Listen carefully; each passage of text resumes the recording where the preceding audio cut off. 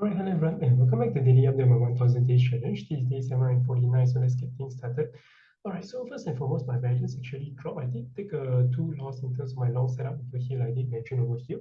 The key thing is that I did enter around for both Bitcoin and Ethereum. So in hindsight, I don't think that it's still acceptable trade in the sense that it does meet half the criteria itself. But bear in mind that I do require both the time frame to be in alignment, which is why I also enter half my position size. In this case, definitely I do think that it's not the right choice to make. But let's see how things goes. So I mean, let's see how things goes. But definitely learn the mistake from that, and there's a lesson learned. All right. Other than that, nothing much has changed. Definitely, we do lean towards the bearish momentum. I did mention over here yesterday as well. So you can see a very strong bearish downside over here and a picking up of volume. Definitely, we could very much retest at the very minimum here. I do think that we could at the very minimum retest here, which is what we are doing right now between the 20.9K to 20.15K region itself, which we are currently right now.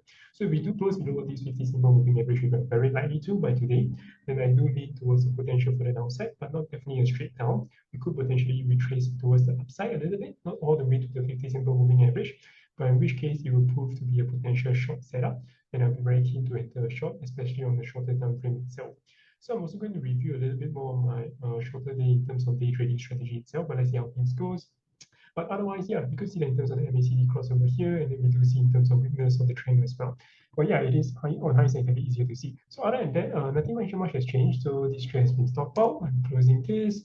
Other than that, there could be a potential bounce coming. You can see over here we have increasing volume, decreasing volume, decreasing volume, and price range itself. So definitely there could be some sort of a support over here as well. The question is how far will we bounce? And as long as you do not form a bullish market structure wise, I do think that we are potentially more likely to see towards the downside. And even if it were to form somewhat like a bullish market structure, bear in mind that it has to be a little bit more in terms of stronger volume wise. Otherwise, I don't think that we are going to see much further upside in the short term swing for Bitcoin, especially when you look in terms of S&P 500 and Nasdaq. Like what I mentioned in terms of the daily chart over here, we are remaining relatively neutral itself.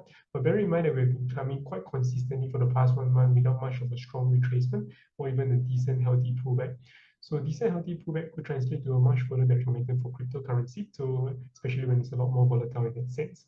So let's see how things goes, but definitely in terms of percentage wise, yeah, I mean, there could be still more room to drop because, like I mentioned, a coin can drop 90% consecutive 2 days, and that does not mean that it is not possible in a sense. You can even drop 90% consecutively for multiple days, and still technically the price will not reach to zero because that's fundamentally how percentage works by itself.